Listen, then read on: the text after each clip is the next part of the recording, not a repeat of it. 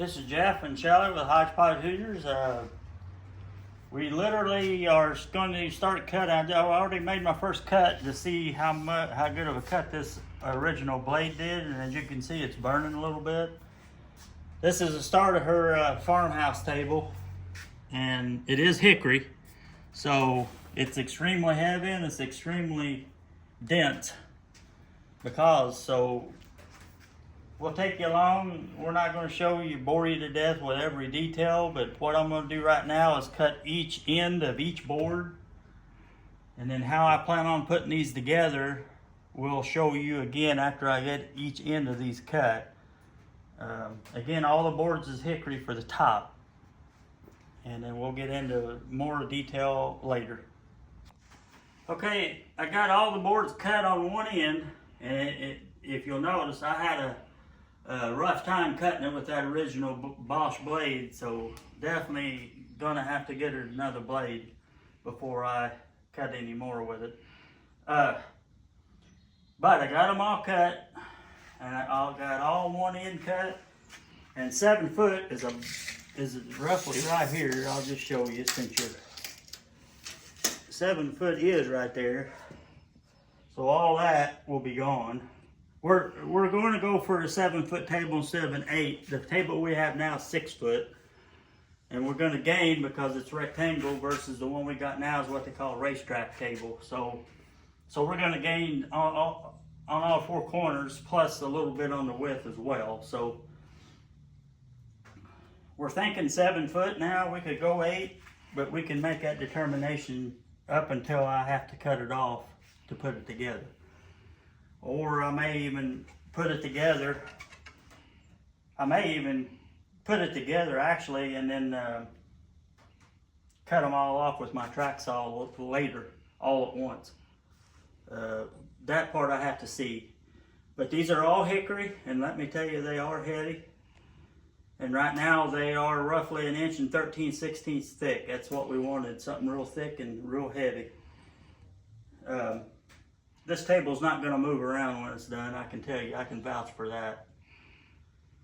But anyway, this is how it is right now. We haven't decided where we want what board yet. This is just the order that I cut them. So, you know, this is it for now, and I'll report back when we start, probably when we start machining them. Okay, this is the next step, the next day actually, and I borrowed the domino machine from work. We use this at work all the time. And what I'm going to do now is put this roughly over 20.5 inches in these boards, so when I do glue them together, I can keep the face flat with one another throughout the boards. I hope that makes sense. How that works is these slides in there. It's kind of like a biscuit machine, but these are a whole lot stronger and a whole lot more accurate. These little hand tool, power tools, if you've ever priced them, they're pretty spendy. Like I said, that's not mine. I am borrowing it from where I work at. We use it a lot at work when we put big bases together. So anyway, I just wanted to tell you the next step, and this is what we're gonna do. I've already done 2. And I just centered these all up, and I marked it with the machine, and then I'll go ahead and do all the boards the same way.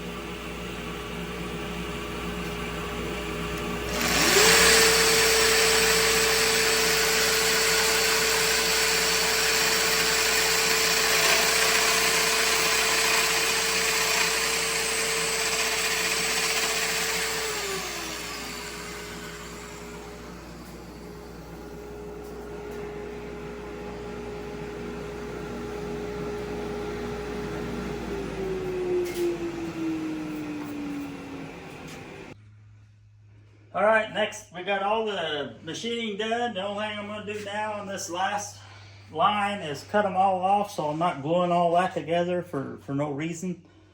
Might save them for something else. It's too expensive just to cut up for firewood, so hopefully we'll find some other project for them. And we'll machine them, and I'm gonna cut them off then. They're all machined, and now we're gonna, after cutting them off, then we're gonna put them up on the sawhorses and start gluing them together. So stay tuned for more.